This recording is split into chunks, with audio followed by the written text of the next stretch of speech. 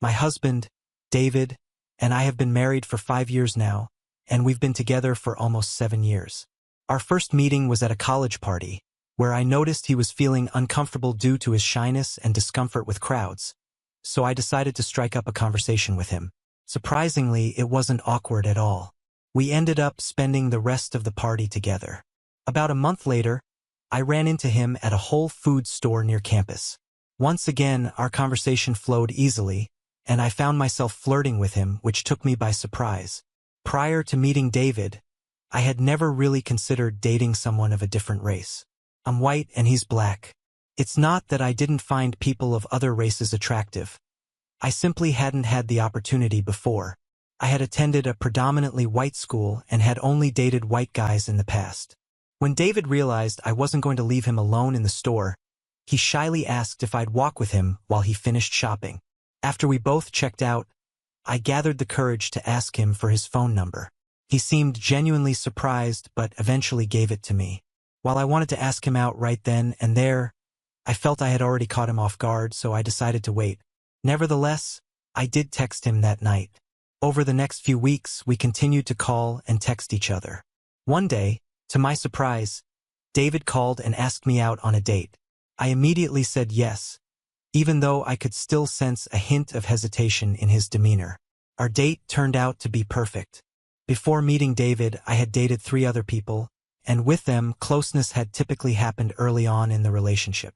However, things were different with David. After our second date, I attempted to initiate intimacy, but he politely declined. I have to admit I was a bit hurt, so I asked him for the reason. It was clear that we both liked each other. He explained that he had only been in one prior relationship before me, and although they had been intimate to some extent, they had never gone all the way. I reassured him that it wasn't an issue for me. My own level of experience wasn't extensive, but I had a good sense of my preferences.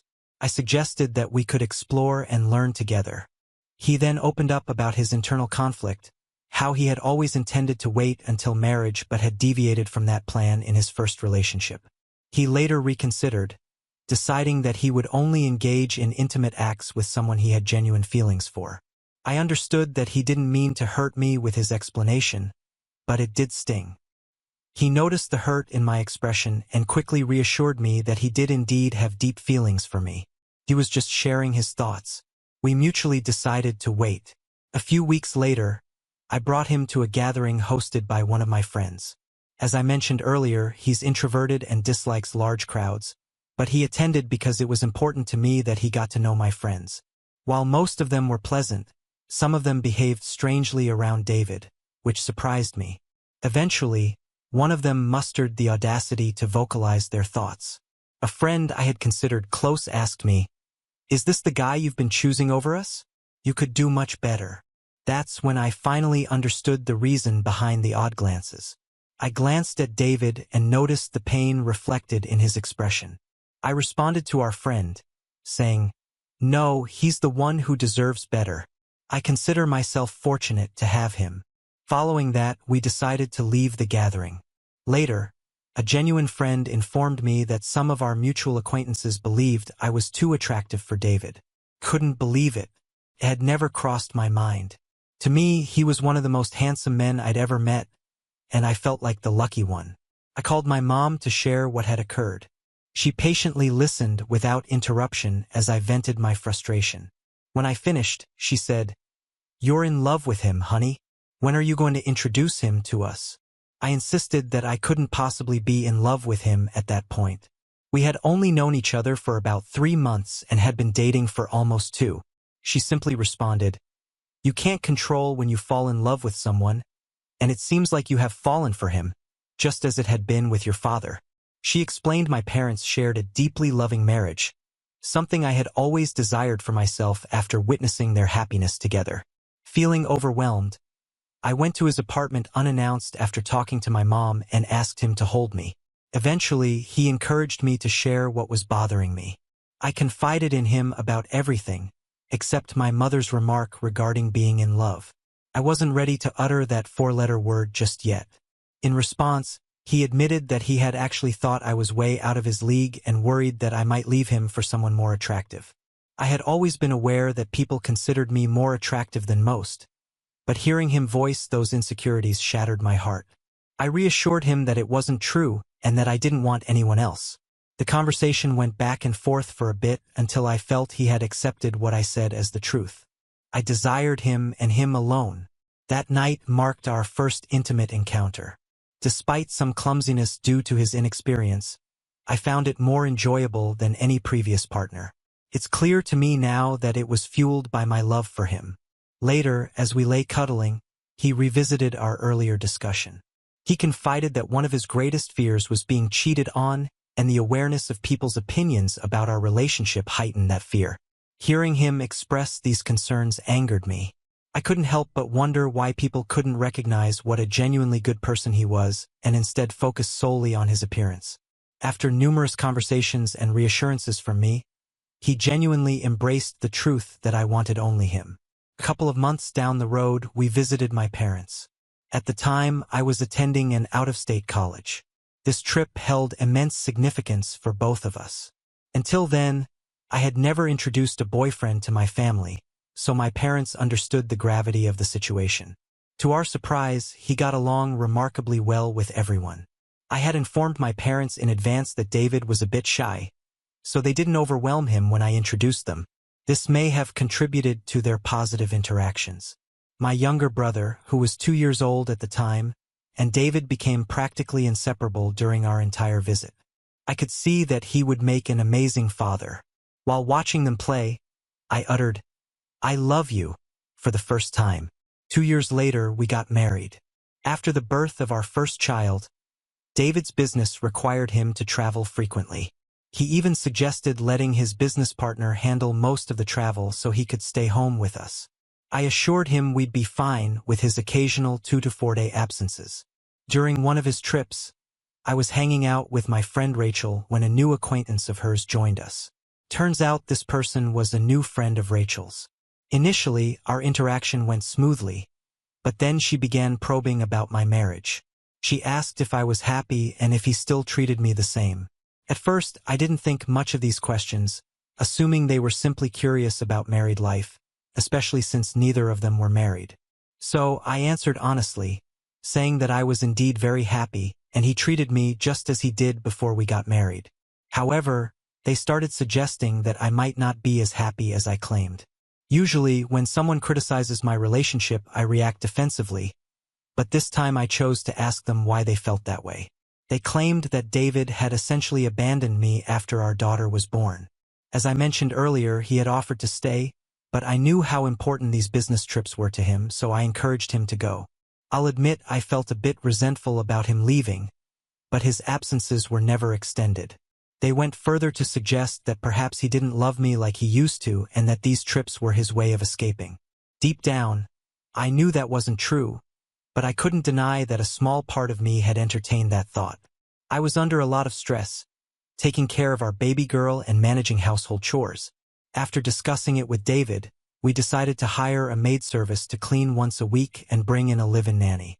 During that period, I spent time with the friends I mentioned earlier, and their words kept echoing in my mind. Despite David doing all the right things, something felt lacking. One day, I forgot to wear my wedding ring and got hit on by a guy at a restaurant with those friends. Noticing my bare hand, I thought a bit of harmless flirting wouldn't hurt.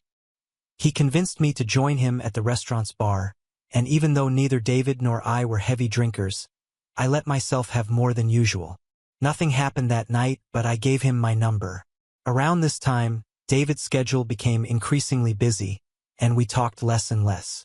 When the guy called a few days later to ask me out, I surprisingly said yes.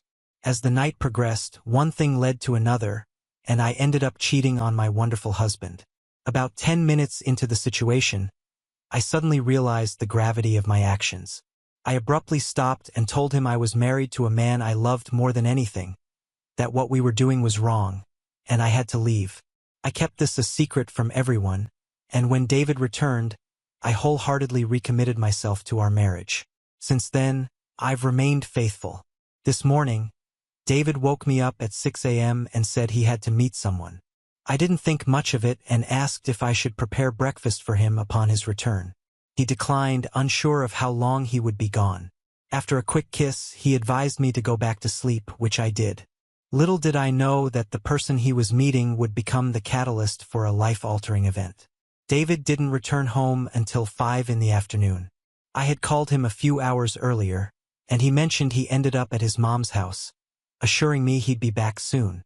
Once again, I didn't think much of it. When he finally arrived at 5, I didn't realize he was home until after 6. There are 2 doors he could use to enter, the front door or the garage, and I hadn't heard either open. I called him again, and he told me he was in our room. When I entered the room, I noticed that he had been crying. I tried to approach him, but he recoiled from me as if I had hurt him, something he had never done before. Before I could even ask what was wrong, he looked at me and asked, "Did our vows mean nothing to you?" I understood his reference immediately, and it felt like all the air had been sucked out of the room. The pain on his face shattered my heart. Unable to respond, he added, "Don't insult my intelligence by lying to my face." I proceeded to share everything. As I mentioned earlier, tears streaming down my face throughout. When I finished, I started to plead with him, begging him not to leave me. He brought up his no second chances rule for cheaters, and that's when my crying turned into hysterics. I had forgotten my mom was nearby, but that's when she appeared at our bedroom door, asking if everything was okay. I reassured her, and she eventually left. Returning to my husband, he handed me his phone and instructed me to press play. It turned out that the man I had cheated with had secretly recorded our encounter, confirmed my account of stopping it. "I will never be able to unsee that," David said, his voice breaking. "The woman I love with another man."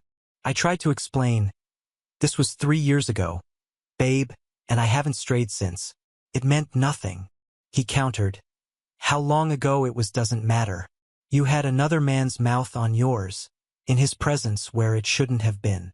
How would you feel if I had gone and slept with another woman?" "Heartbroken," I replied. "Exactly," he said. "I never felt the need to seek attention elsewhere, even when you were being distant towards me. You know why? Because I believed that if we worked on it, I would regain my wife. I thought I had, but you just felt guilty." "No, no, no," I pleaded. "That's not it. You know I love you more than anyone else in the world," David insisted. "I can't understand how you could love me so deeply and still do what you did," I replied. "I'm willing to do anything to make amends. Perhaps we could consider couples therapy, or I want a divorce. I won't subject us both to the agony of trying to salvage this. You know I'll never be able to erase that video from my mind. Despite how much I want to be angry with you right now, I just can't. Somehow I still love you." I continued to plead with him to reconsider. Eventually, he informed me that I could stay in the master bedroom while he would sleep in one of the guest rooms. A few minutes after he left, my mom entered the room. I was hesitant to confess my wrongdoing, but I also needed her guidance. I could see the disappointment in her eyes, but then she revealed that my father had cheated on her twice. I had no idea. I recalled a difficult period in their relationship, but they never separated. I asked what they did to work things out. She mentioned couples therapy and my father's unwavering commitment to repairing their relationship. She inquired if I had told David about the pregnancy. In all honesty, I had completely forgotten about it. I was solely focused on the fear of losing him. She advised me to tell him, but now I worry he might think I'm using it to manipulate him into staying with me. I've known about the pregnancy for a few days now, so that's not the case. I deeply regret my actions. What should I do? How can I make amends for this? Alright, that was a heavy story. Now let's move on to another exciting one. Stay tuned, and let's dive in. I'm a 32-year-old man, and I've been married to my wife for just over a year. Well, it may not be a long marriage, but I have a story to share. Let's call my wife Anna, a 28-year-old woman, for privacy reasons. Our journey began about 3 years ago when I met her. At that time, she had recently moved to the city, hoping to establish a career in fashion design. Her dream was to work in Hollywood, but her parents disapproved due to the industry's reputation. Instead, they wanted her to join the family business. To prove her point, Anna relocated to California and took on an internship at a fashion company. In my line of work in the advertising industry, I often collaborated with fashion design companies to create clothing for ads. This is how I crossed paths with Anna. Despite being new at her company, her manager noticed her sharp skills and included her in important briefings. As time went on, Anna became the main point of contact between our companies, and that's when our relationship began. It started as professional meetings and gradually evolved into romantic dates. I was genuinely impressed by Anna's charisma and determination.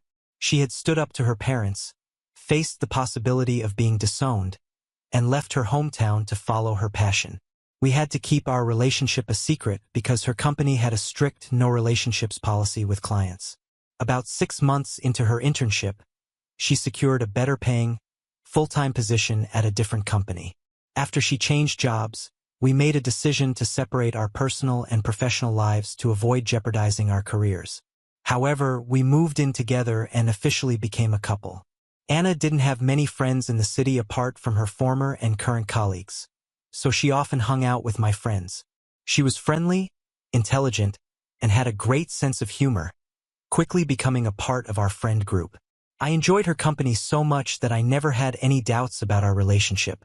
After dating for 2 years, I proposed to Anna, and she happily accepted. However, she had concerns about her parents not approving. You see, her family is conservative Christian, while I'm not religious at all. She worried that her parents wouldn't be happy with our relationship, especially since they already disapproved of her career choice. To ease her worries, I introduced her to my parents first to help her feel more at ease. My parents instantly took a liking to her. I promised her that I would do my best to convince her parents, but she insisted on handling it herself. Although my parents suggested a joint dinner for both families, Anna felt it would be better for her parents to come directly to the wedding.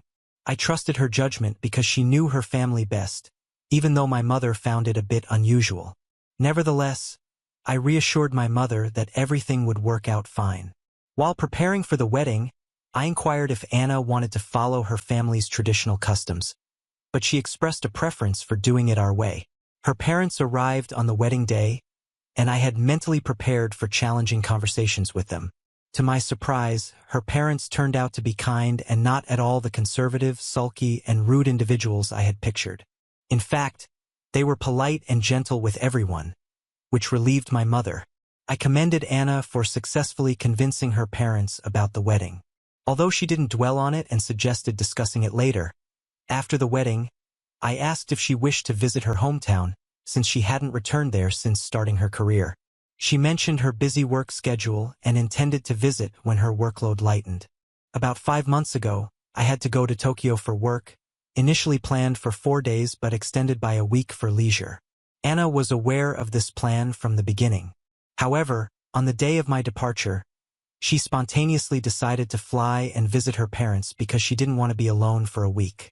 I found her sudden change in plans odd, and I wanted to accompany her, but since I would be away for a week, I couldn't express my desire. During those 5 days, we seemed somewhat distant. I was engrossed in my work and exploring the new city while I assumed she was occupied with her family, given the long time since their last meeting. When we both returned, I conveyed my wish to meet her family, except for her parents whom I had only briefly met. She suggested we could plan it for another time. A few weeks after she returned from her trip, Anna approached me with something she wanted to share, and it concerned her brother. This revelation surprised me because she had never mentioned her brother before.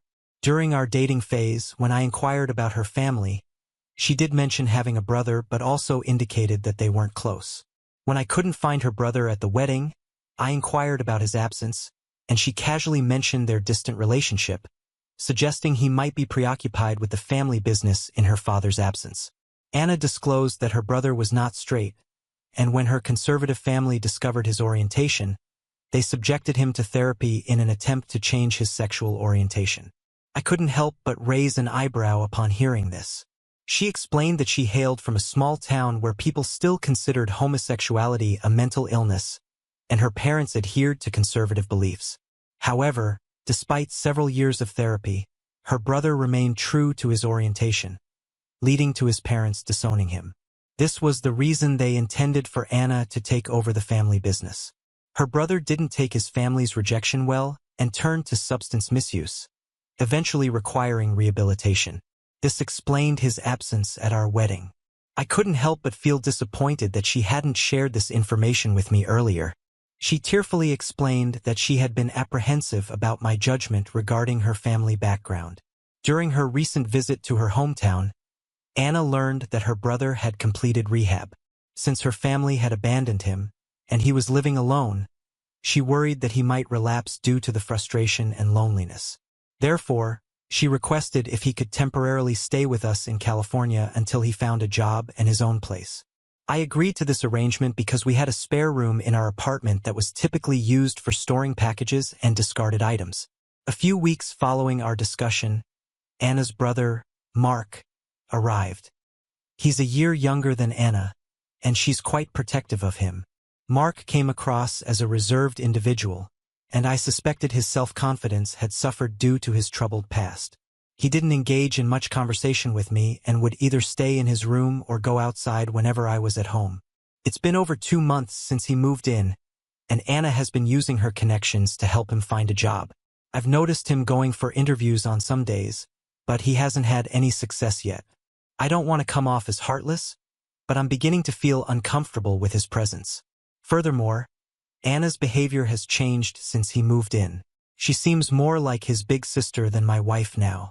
Her world seems to revolve solely around Mark. Initially, I thought she was just looking out for him, but lately, it's been bothering me. Additionally, Mark's actions have raised suspicion in my eyes. It's possible he might still be involved with pills, or perhaps he's concealing something even more significant. Last week, I suggested to Anna that we plan a trip to her hometown, but she claimed to be too busy this month. She also requested that I not inform her parents about Mark living with us. When I asked why, she explained that her parents had disowned him, and they wouldn't appreciate me taking his side. I found her reasoning confusing. She mentioned that her parents had finally accepted her career and were content with her life choices, and she didn't want to jeopardize their improved relationship by bringing up Mark. This situation raises red flags for me. Adding to my concerns, I've noticed that they've become rather secretive lately. They tend to change the topic whenever I enter the living room or kitchen. I've even overheard them speaking in hushed tones, and when I enter the room, they abruptly switch to normal conversation. I confronted Anna about this, and she explained that they were discussing Mark's struggle with relapse in therapy, which he felt embarrassed discussing in my presence. I confided in a colleague recently, and he suggested that my unease might be due to jealousy, as Anna's attention is now divided. Consequently, I'm hesitant to discuss this with others or confront Anna about it. Update 1. Hello everyone. I want to express my gratitude for the advice you gave me in my previous post. Some of you shared stories about other men whose wives had cheated on them by disguising their lovers as brothers, and it hit me hard. It was a shocking revelation that I couldn't have imagined. So instead of jumping to conclusions, I decided to investigate further. I began my investigation by checking Mark's identification, a step I wished I had taken earlier. A few days after my initial post, I unexpectedly walked into the living room where Anna and Mark were seated.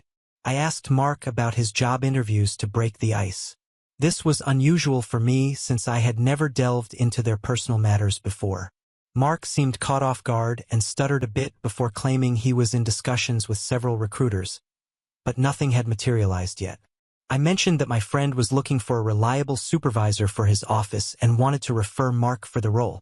Typically, someone job hunting would have been thrilled with such news, but their reaction was more shock than excitement. Without giving them time to think, I requested Mark's resume. Anna interjected, saying she would share it later, but I insisted on getting it immediately. Anna's resistance only heightened my suspicions. After a brief exchange between Anna and me, Mark reluctantly shared a digital copy of his resume. I promptly opened it in their presence and checked for his name. My doubts were confirmed. While his first name was still Mark, his last name differed from Anna's maiden name. I suddenly inquired about this discrepancy. Before Mark could respond, Anna claimed that he had changed his surname after being disowned by their parents. I had anticipated this explanation. Until then, I suspected that this brother-sister duo was hiding something. But after this revelation, their true relationship became even more uncertain. So about a week later, I mentioned to Anna that I had a work-related trip planned near her hometown and suggested that she could join me to visit her parents' house if she was free. I intentionally gave her short notice, making it easier for her to decline. As expected, she said she was busy. However, she continued to inquire if I planned to visit her parents. I replied that I wouldn't visit them alone and that we could plan for another time. In reality, I didn't have any work trip. My true intention was to go to her hometown and meet her parents to uncover the truth. I won't delve into the details of how I obtained their address, but it was available on her ID. So, I went to their house and immediately informed them not to mention my visit to Anna because I was planning a surprise for her upcoming birthday, which was just a couple of days away. I told them that I wanted to invite them in person to a surprise party I was arranging for her. They welcomed me warmly. During our conversation, I gradually brought up the topic of conservatism, mentioning how Anna had described them as such. They chuckled, thinking it was a joke. Then I began asking them about their religious beliefs, and to my surprise, it became evident that they were not conservative at all. I then suddenly inquired about their business without raising any suspicions. Her father mentioned that he planned to retire from his company next year and enjoy a more relaxed life. I seized the opportunity and asked how the business would continue after his retirement. He explained that his son was already managing the business, effectively making him the natural heir. I noticed Anna's mother appeared uneasy, so I tried to change the subject. However, her father continued, saying, "I wanted to ensure fairness between both my children. That's why I encouraged Anna to join the business. This way, both my son and daughter would have an equal share in the business. Since Ryan is my son from my first marriage, both Anna and my wife were worried that he might not share the business with her. As you're now part of the family, I want you to know that I'll be fair to both my children." He continued, expressing his dissatisfaction with Anna's career choice, but at that moment, I was mentally overwhelmed. Upon hearing the name Ryan, I felt a tightness inside me and needed to catch my breath. So, I interrupted him, suggesting that we could discuss our differences when they came for Anna's birthday. Although I didn't get to meet Ryan, I noticed his presence in the family photos displayed in their hallway. As I left, I once again emphasized the need to keep my visit a surprise from Anna, which they agreed to. I felt repulsed by the knowledge that Anna had indeed been having an affair in our home, portraying him as her brother. I visited them on a Saturday, nearly a week before Anna's upcoming birthday. On Thursday, I felt so uncomfortable sharing the house with her that I decided not to return home after meeting her parents. When she called me on Sunday to ask when I would be back, I explained that my work had been extended, and I wouldn't return until Thursday morning. Currently, I'm staying in a hotel. Until then, I'm well aware that she and her lover are enjoying their time together during my absence, but I'm not concerned. My primary goal is to expose and confront her in front of her parents. I've already initiated discussions with a lawyer to initiate the divorce process. In fact, I had an appointment with the attorney a few hours before posting this update. I'll provide another update once I've confronted her and revealed the truth. Update 2. I finalized my divorce, and I apologize for the delay in providing this update. I wanted to wrap up everything and share it all at once. Some of you commented that I overlooked obvious red flags, but the truth is, I didn't find them absurd while they were happening. It only seemed strange when I reflected on the events following Mark's arrival. When you examine each individual incident, they don't appear suspicious. It's only when you add everything together that it becomes evident. Now, some people are teasing me for not realizing it sooner. Now, moving forward, as I mentioned, I invited Anna's parents to celebrate her birthday on Thursday. I returned home on the same day, and she was there. Seeing her face made me feel awful, and I didn't even offer her a birthday wish. She seemed to think I had forgotten, so she hugged me and playfully asked for a birthday greeting. I played along and wished her a happy birthday. She suggested we go out to celebrate, but I claimed to be tired and in need of a shower. After my shower, I found that Anna had already dressed up and was eager to go out. I acted as if I didn't notice her and went to bed instead. She tried to be cute and insisted I get ready to take her out. I pretended to be indifferent, mentioning that I had a severe headache and needed a nap.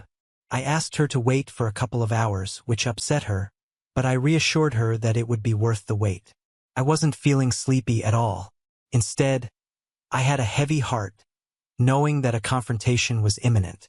About an hour later, I received a call from Anna's father, informing me that they were on their way. I quickly got out of bed and headed outside. On my way, I noticed Anna and Mark chatting and cooking in the kitchen. Anna even asked me where I was rushing off to. I replied that there was a package delivery outside, and I needed to collect it. I went outside and waited for a few minutes until I saw them arrive. I greeted them and ushered them inside. It was a moment filled with shock and despair, not only for Anna and her lover but also for her parents, as it became clear they already knew about Mark. Anna turned to me, seeking an explanation. I casually remarked, "Oh, Ryan didn't come? That would have made things easier, wouldn't it?" Her father gave Anna a disgusted look and questioned her about Mark's presence in our house. By then, Anna had begun to sob. I sarcastically continued, "Why are you saying this? Isn't he supposed to be your son?" Anna pleaded with me to stop while Mark looked like he wanted to leave. I halted him by placing my hand on his shoulder and instructed him to stay seated. Her mother insisted on knowing the truth, so I proceeded to divulge everything. Both Mark and Anna were frozen in shock. Her parents regarded them with disdain and then turned to me, inquiring if I already knew everything. I replied, "No, I only learned the truth when I visited them." Her father went on to reveal the remaining undisclosed details. He disclosed that Mark had been Anna's college boyfriend and had always struggled with pill obsession, relying on Anna's financial support. Consequently, her parents ceased providing her with money. They had hoped she would join the family business to monitor her expenses, but Anna chose to financially support her boyfriend instead. As a result, she left home, found a job, and eventually moved to California, where we met and got married. Her parents expressed their happiness when they learned about her marriage to me. They believed she had moved on from Mark, but there she was, sitting with him in my house. I turned to Anna and questioned whether all this had restarted when she visited her parents during my Tokyo trip. She met my gaze with a serious expression and admitted to it. She confessed that she had kept me away from her family because she feared her past would be revealed. While with me, she had genuinely moved on from Mark.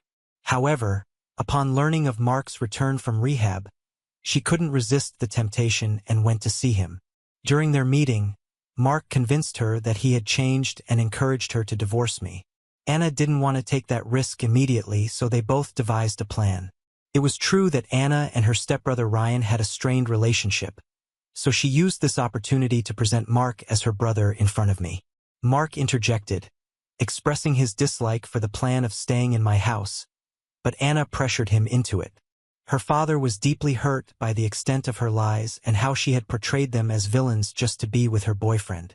The situation escalated to the point where her father grabbed Mark by the collar and forcefully removed him from the house. Despite Anna's pleas for him to stop, I simply observed how cleverly she played her game. Her parents apologized to me for everything, but I reassured them they had no need to apologize for Anna's actions. I also informed them of my intention to file for divorce and insisted that Anna needed to leave the house immediately. Anna didn't resist. She quietly went into a room to pack her belongings. However, her father had no intention of taking her with them. He got to his feet, stating that she had caused this mess and now had to face the consequences. As he departed, he told Anna that her pills-obsessed boyfriend had cost her all the good things in her life. They left the house without Anna. Shortly after their departure, Anna also left.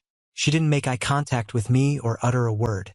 She simply lowered her gaze and walked away. I'm torn between feeling satisfaction for getting my revenge by humiliating her and feeling sympathy for her misery. A month ago, my lawyer contacted her to confirm the address for sending the divorce papers. She mentioned she would visit his office to pick them up. My lawyer informed me that she arrived at his office an hour later. Upon receiving the papers, she briefly reviewed the terms, swiftly signed them in front of him, handed them back, and promptly left. A week ago, we appeared before the magistrate for the finalization of the divorce. She was by herself, appearing miserable and remaining quiet throughout the entire proceeding. When questioned at the end, she affirmed her agreement with my terms. To be honest, I didn't possess substantial assets or wealth that she would have contested for. The house we lived in was also rented. Since she had her job, I wasn't required to provide alimony. In fact, I chose not to seek alimony, considering her infidelity and deceit. Our divorce was ultimately settled without any disputes. I understand that many will criticize me for letting her go so easily. However, the truth is she had already lost everything. Her marriage, her family, and her self-respect. There was nothing more to take away from her. Yesterday, her mother reached out to me to inquire about the divorce status. I informed her that it had been finalized. She broke down in tears, expressing her concern that Mark had resumed using pills, and she feared he would lead her daughter down a destructive path of pill obsession and crime. She also mentioned that her father had removed Anna from his will, worried that she would squander his hard-earned money on Mark's pill habit. I expressed my sympathy and told her to take care. It's puzzling how someone can be so blinded by love to the point of losing everything. If a woman as intelligent and sharp as Anna could make such a foolish choice by getting involved with Mark, it makes you wonder about others.